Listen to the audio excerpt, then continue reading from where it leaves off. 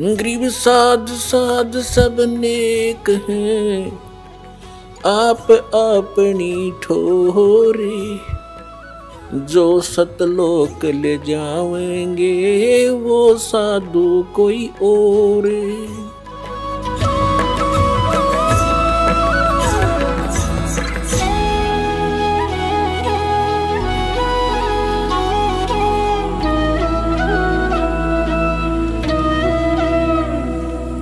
पुण्यात्मा, हम सभी प्राणी यहाँ काल के जाल में बुरी तरह जकड़े हुए हैं। ऐसा सुनियोजित षड्यंत्र है इस काल भगवान का।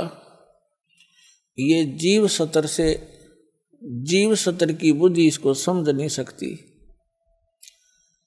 परमेश्वर ने आकर के स्वयं ये ज्ञान बताया कि तुम यहाँ रह रहे हो, ये तुम्हारा ठिकाना नहीं है और यहाँ कोई भी प्राणी सुखी नहीं है।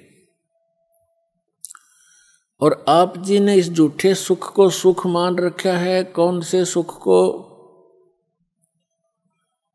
किसी के पास संपत्ति हो गई ज्यादा, संतान हो गई, 2-3 अच्छा कारोबार हो गया।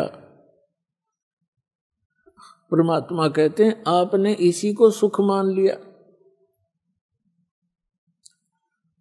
फिर हमें याद दिलाते हैं झूठे सुख को सुख कहे ये मान रया मन मोदे।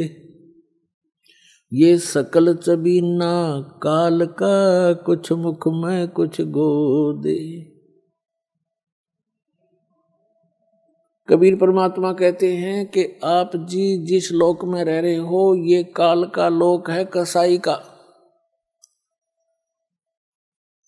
और ये प्रतिदिन 1 लाख मानव शरीरधारी प्राणियों का आहार करता है और अपने आहार के लिए ही आप जी को यहाँ जैसे कसाई बकरे पालता है, बकरियां पालता है, ऐसे आपको पाल रखा। ये आपको यकीन हो या ना हो, ये सच्ची बात समझ लेना। ये भगवान की बताई बात है, भगवान का दिया ज्ञान है और हम प्रतिदिन देख भी रहे हैं। ये कोई स्थान है? सारा जीवन हम संतान उत्पत्ति करते हैं, उनके प्यार में लाड में हम कितने मस्त रहते हैं, कितना अच्छा लगता है। 1 मिनट में या तो माँ मर जाएगी या बेटा बेटी मर जाती है। एक परिवार के 3-3, 4-4 सदस्य एक्सीडेंट में या किसी अन्य हादसे में खत्म हो जाते हैं। और फिर क्या है, क्या बचा उनके पास? एक बहुत ही दुर्दांत कथा अभी पीछे पेपरों में प्रकाशित हुई थी। यहाँ सिरसा, सच्चा सौदा सिरसा वाले का कोई सेवक थे और सत्संग सुनकर आ रहे थे। उसके बताते हैं कितने 10-12 सदस्य थे, वो सारे के सारे मर गए, एक बूढ़ा जीवित रह गया। ये कोई जीवन है? तो परमात्मा हमें याद दिलाते हैं कि आप यहाँ कसाई के लोक में रह रहे हो और इसने आप जी को केवल इसलिए पाल रखा है जैसे कसाई बकरे पालता। उसका उद्देश्य क्या होता है? अंडरस्टूड है। और आपकी बुद्धि केवल जीव सतर की है, इसलिए परमात्मा ने आकर अपने बच्चों पर दया करी कि आप मेरी शरण में आओ। कबीर साहब कहते हैं फिर आपके ऊपर काल का जो प्रभाव है वो निरस्त हो जाएगा। फिर आप काल के मुख में नहीं जाओगे, आपको काल नहीं खा सकता। आपके बच्चों की सुरक्षा करेगा परमात्मा, आपकी सुरक्षा करेगा। यदि आपने इस गंदे लोक में भी कुछ भौतिक और सुख प्राप्त करना है तो भी परमात्मा कबीर जी की शरण में आकर आपको यहाँ का वो सुख भी मिलेगा, आपका परिवार भी सुरक्षित रहेगा।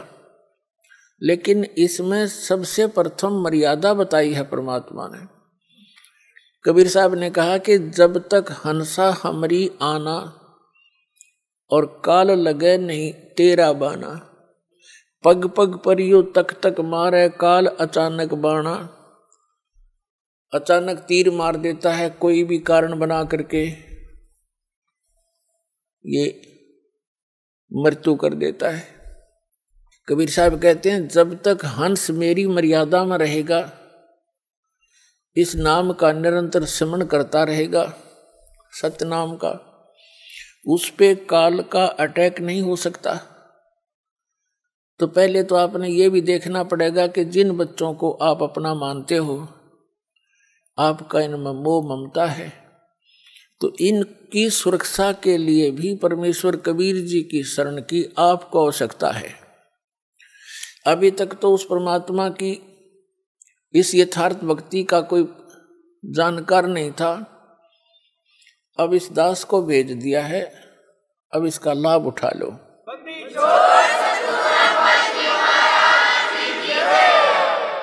और फिर आप भी सतलोक जाओगे, आपका परिवार भी सतलोक जाएगा।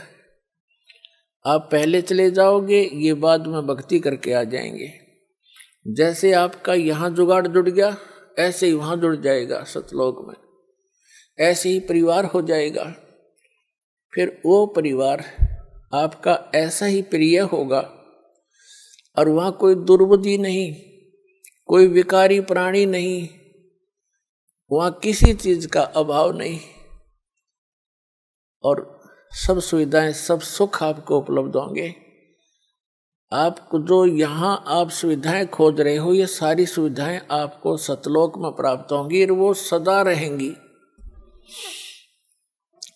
तो उसके लिए आपने थोड़ी सी हिम्मत, प्रयत्न, संघर्ष अब करना पड़ेगा।